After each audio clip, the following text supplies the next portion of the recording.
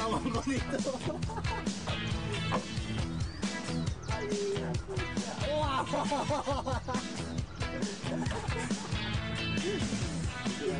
Ano mga bahay maganda? Celeste! We need you. We need you para sa we want to make push-up, you know? They gotta do one else? On the back. And me? Yeah, you can ride on the back. No, are you sure? Yeah, I'm sure. Try. Yeah. Oh my gosh. Oh my gosh. Oh, right. Oh no!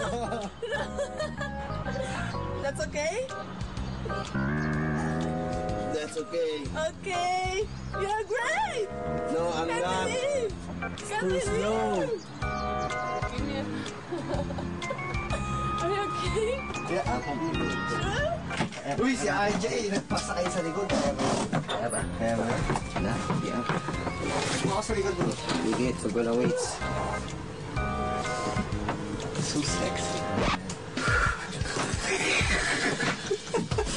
So hot. So hot. Ligilig na ako. Ewan ko kung acting niya lang o ano, magaling. Siyempre, parang duda na hindi kasi hindi pa naman namin masyado siya nakakasama rin. Yeah! Yeah! Gaines? Gaines, ha? Yeah, sure.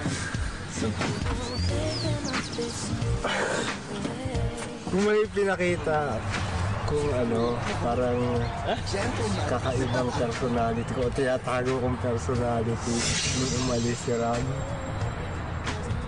Baka. Kasi si Ram talagang crush ko noon eh. Tapos nung umalis siya, bigla lumabas yung emosyon, hindi ko na natigilan. Kaya naglantad na ako. Hindi, joke.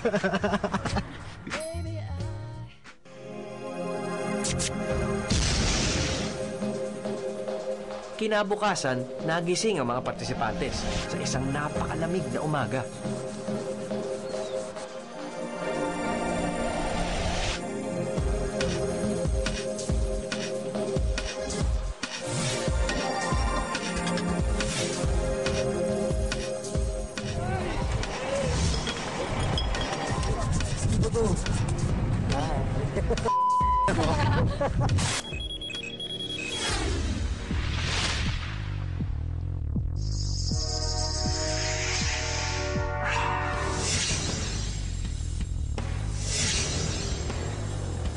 Gusto ko lang matapos yung stunt.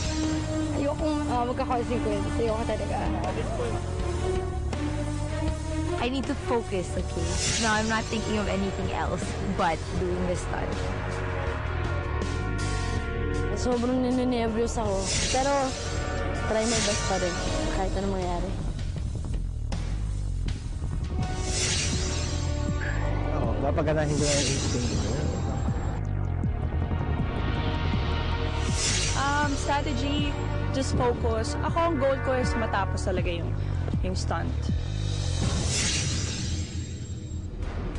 Partisipantes, gusto niyo na makita ang unang hamon ng tersera ronda de eliminasyon? Yeah! Si!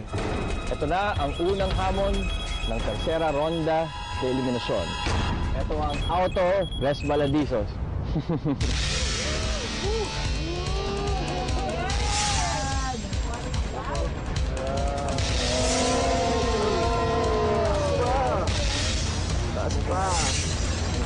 Para sa takot sa mga taas.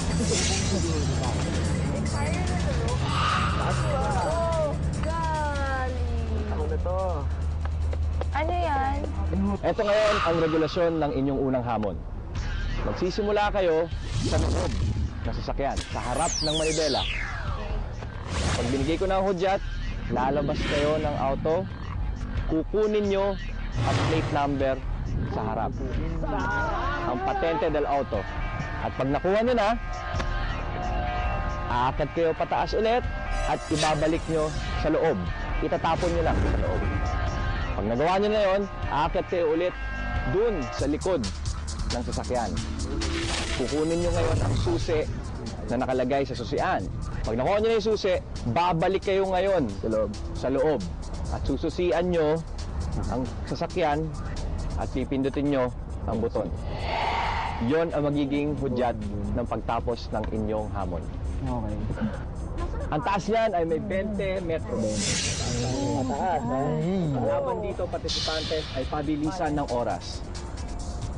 Tandaan ninyo, kung ayaw ninyong pagdaanan ang iba pang mga hamon, ay kailangan mauna kayo dito at magkaroon kayo ng immunity sa tercera ronda de eliminasyon.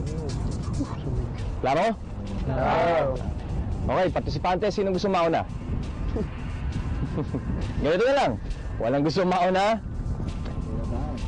Akin na ang inyong mga name tags at pipiliin natin kung sino ngayon ang mauuna.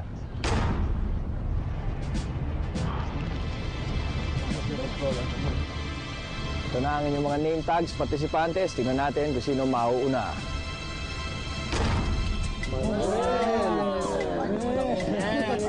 Intelligent man, ha?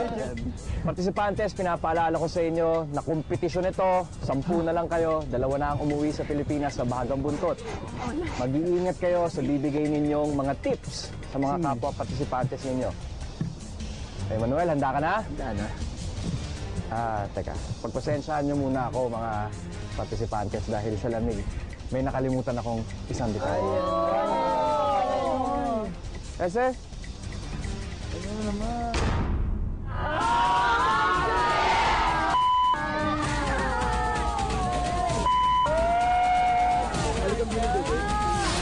Mas magiging madulas ang inyong hamon. Siyempre, mas lalong laman.